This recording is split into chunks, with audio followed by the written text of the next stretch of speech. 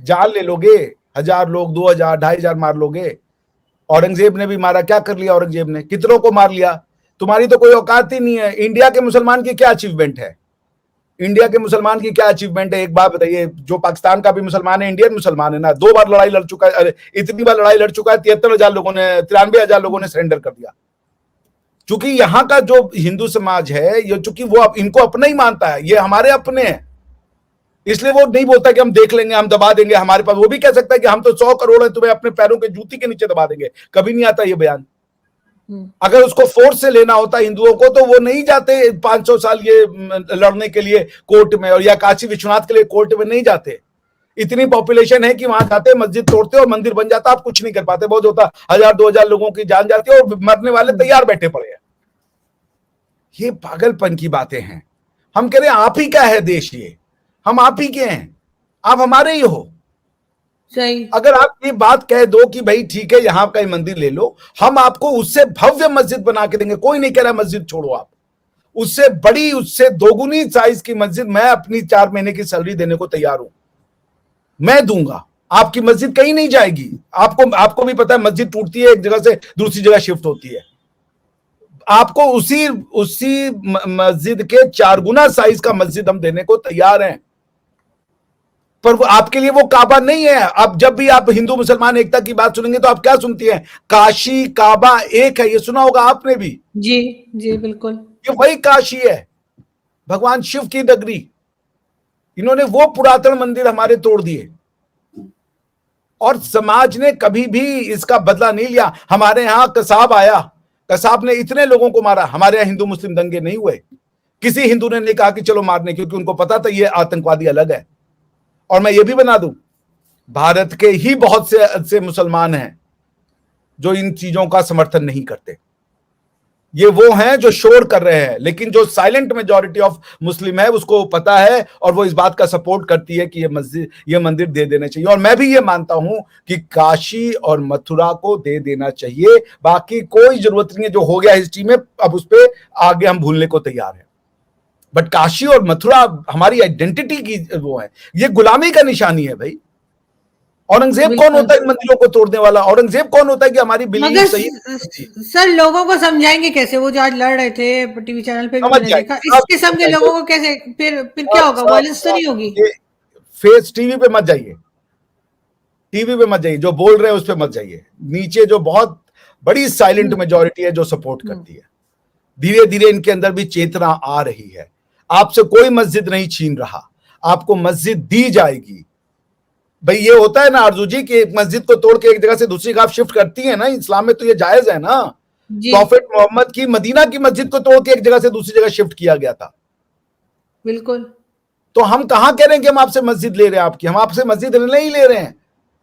अयोध्या में भी मस्जिद नहीं ली, आपको दूसरी जगह दे दिया। वहां पे आज ही हुआ कि वो मक्का के जो वहां से वो आ रहे हैं स्टोन फाउंडेशन स्टोन लेकर ने, सही। तो कौन ले रहा है आपसे मस्जिद? हम तो आपसे ये अनुनय विनय करें कि ये जगह छोड़ दीजिए और कहीं और ले लीजिए मस्जिद। मगर सर ये आजकल ये चीजें या इस किस्म की बातें ज्यादा बढ़ ये नहीं बहुत गई है, पहले पहले से तो नहीं आप सुना आज इस हमने। पे फोकस कर रही है। ये बहुत, जब ये था अयोध्या का, जब मंदिर टूटा था उसके बाद ही ये चलता था। अयोध्या तो झांकी है, काशी मथुरा बाकी है, ये तब भी चलता था। हाँ ये मैंने सुना था। तो ये काशी और मथुरा जो है, ये देखिए ये हमारे ऊपर गुलामी का चिन्ह है। आप बताइए अगर ये मुसलमानों के साथ होता कि उनकी जो मान्यताओं वाले चीजों को हम अपने पैर के नीचे रौंदे, इतनी धृष्टता। क्या कंट्रीब्यूशन कर दिया था औरंगजेब ने यहां आकर के, कि हमारी आइडेंटिटी को मिटाने की कोशिश की, हमारी पहचान। तुम कौन होते हो डिसाइड करने वाले किसका भगवान सही है किसका भगवान गलत है? सब मान ही तो रहा है ना। बिल्कुल। अगर क्वेश्चन उठाने पे आएंगे तो ऐसी ऐसी क्वेश्चन उठेंगे, जवाब देते नहीं बनेगा आपका। नहीं बिल्कुल, रिस्पेक्ट होनी चाहिए, हर रिलीजन की रिस्पेक्ट होनी चाहिए। तो ये मल्टीकल्चरलिज्म इंडिया, जो भारतीय उपमहाद्वीप के मुस्लिम हैं, उनको सीखना पड़ेगा कि ये तुम्हारे, ये हमारे लोग हो भाई, तुम्हारा हिस्ट्री यही है। आपकी मस्जिद कोई नहीं ले रहा, हम आपसे हाथ जोड़ के कह रहे हैं मस्जिद शिफ्ट कर लीजिए, हमें वो जगह दे दीजिए, बस जगह मांग रहे हैं। आपकी काबा नहीं है वो, ना तो अलग सा है वो, मगर बिल्कुल। हमारी काबा है वो। मुझे समझ नहीं आती कि ये इस किस्म के लोग या इस किस्म की सोच क्यों है कि हम दूसरे की किसी चीज को खत्म करेंगे तभी हमारा जो है वो रिलीजन चलेगा, जैसे आप औरंगजेब या इन लोगों ने किया। मुझे ये नहीं इसी लगता कि वजह वो से जो ठीक। आप कह रही हैं कि ये दूसरे लोगों की, जब वो मान ले कि ये दूसरा नहीं, ये हमारा ही है, जब तक ये क्योंकि माइंडसेट मैंने मैं देखिए ये सर थोड़े दिन पहले, आपको याद होगा, बल्कि आपको पता ही है कि वो जो राम मंदिर की इनॉग्रेशन थी उस टाइम पर मेरे घर पे जो है वो हिंदू कम्युनिटी के लोग आए थे, तो मैंने उनसे कहा कि मुझे राम जी की मूर्ति ला दें, मैं अपने पास रखना चाहती हूँ। मुझे राम जी और किशन जी दोनों बड़े पसंद है, किशन जी वैसे ज्यादा पसंद है बिकॉज वो थोड़े, मुझे उनका नोटी सा जो उनका एक है ना, तो मैं खुद भी क्यों कैसे ही हूँ। तो मैंने उनसे कहा, तो वो मुझे कहने लगे कि वो तो यहाँ मिलती नहीं है, हम तो इंडिया से मंगाते हैं या फिर पता नहीं कराची में किसी को कहते हैं तो वो कहीं से लाते हैं। बहुत मुझे अजीब लगा कि जब हिंदू कम्युनिटी पाकिस्तान में है, जितनी भी रह गई है, वो तो हमने अक्सर को कलमा पढ़ा दिया, फिर भी ये चीजें होनी चाहिए। बल्कि मैं तो अभी, मेरे कोई अगर आए दोस्त इंडिया से, आते रहते हैं कुछ एक दो दोस्त, तो उनको मैं कहूंगी कि मेरे लिए मूर्ति ला के दें, तो मैं यहाँ पे रखूंगी, जहाँ मैंने बुद्धा की मूर्ति रखी ना, यहाँ पे मैं किशन जी और राम जी की भी रखूंगी। मुझे दोनों बहुत अच्छे लगते हैं। तो मगर सर क्यों इंडियन मुस्लिम्स जो है वो इतने मुझे वायलेंट क्यों लगते हैं? नहीं, वॉलेंट नहीं है इंडियन मुस्लिम, वॉलेंट नहीं है इंडियन मुस्लिम। पाकिस्तानी कितनी बार लड़ाई लड़े, 2 दिन 4 दिन 10 दिन की लड़ाई में खेल खत्म हो जाता है। वॉयलेंट नहीं है, लेकिन बोलते बहुत लाउड है, हर बात पे वॉयलेंस को डर दिखाते हैं सर ये। टीवी में भी ऐसे देते हैं एक दूसरे को हाँ, टकाटक। हाँ, वैसे भी वो धमकी और ये कर देंगे वो कर देंगे, एक दो नहीं, वो लोग ऐसे नौटंकी हो रही होती है क्या, क्या हो रहा है असल में? लड़ रहे होते हैं, नौटंकी चल रही देखिए, होती कुछ है। लोग होंगे जो वॉयलेंट होंगे, एक दो लोगों को गोली मरवा देंगे, देखिए, लेकिन इन जनरल नहीं है ऐसा। उसका रीजन ये है कि ये जो भी आप ये दाऊद इब्राहिम या जिन लोगों को देखती हैं, ये लोग इसलिए नहीं पनपे कि ये दाऊद इब्राहिम थे, ये लोग इसलिए पनपे कि भारत की जो नॉन मुस्लिम कुछ फिलोसफीज थी, नॉन मुस्लिम फिलोसफीज, उसको सनातन से, मुस्लिम से भी ज्यादा नफरत थी। उन्होंने भारत पे सत्ता किया और भारत की सनातनी कल्चर को वो ट्रम्पल करना चाहते थे, वो दबाना चाहते थे। इसलिए ऐसे लोगों को फ्री रन हुआ करता था, तुम जो करो पुलिस तुम्हारे पीछे नहीं आएगी। तो ये लोग बढ़ते चले गए। आज क्यों नहीं बढ़ रहे हैं? आज आप एक आतंकवादी घटना तो कर सकते हो, लेकिन आपको पता है घटना करने के बाद आपका चमड़ा उखेड़ दिया जाएगा मोदी के द्वारा। पहले क्या होता था कि आपको पता था कि आप आतंकवादी घटना करोगे और सामने वाला कोशिश ये करेगा कि ये डाल दो हिंदुओं के ऊपर। हमारे यहाँ ये जो आपका समझौता एक्सप्रेस हुआ, हमारे यहाँ इंडियन कोर्ट्स में ये प्रूव करने की कोशिश की गई कि ये हिंदुओं ने किया। जब 26/11 हुआ, उसके बाद भी ये कोशिश की गई प्रूव करने की कि आरएसएस ने करवाया है। Muslims are not the problem ना, भारत के मुसलमान प्रॉब्लम है ही नहीं। सही। भारत का, जैसे जो कहते हैं ना, भारत का मेन दुश्मन जॉर्ज फर्नांडिस साहब कहते थे, पाकिस्तान नहीं है, चाइना है। सेम वे भारत की जो परेशानी है वो मुस्लिम भाई बहन नहीं है, वो कम्युनिस्ट आइडियोलॉजी है जो इनको यूज करती है अपनी एंटी, जिसको आप कहिए हिंदुत्व आइडियोलॉजी को, जिसको वो ब्राह्मणिज्म, फैसिज्म और पता नहीं क्या क्या कहती है।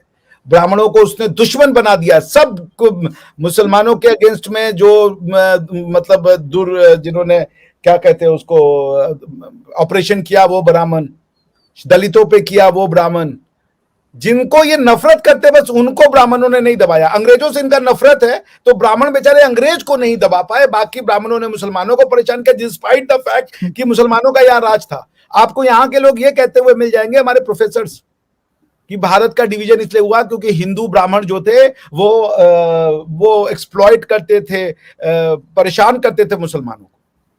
ये आपको भारत के एकेडमिया में बैठे लोग बोले हुए मिलेंगे। सही। मोपला में राइट में आप देखिए, शशि थरूर जी को मैं एक बात सुनता हूं, उन्होंने कहा कि वो ऑपरेशन थे ब्राह्मण्स वहां के, वो करते थे। ब्राह्मण्स को इन्होंने भारत की हर परेशानी का कारण बना दिया, ऑपरेशन का फेस बना दिया ब्राह्मण को।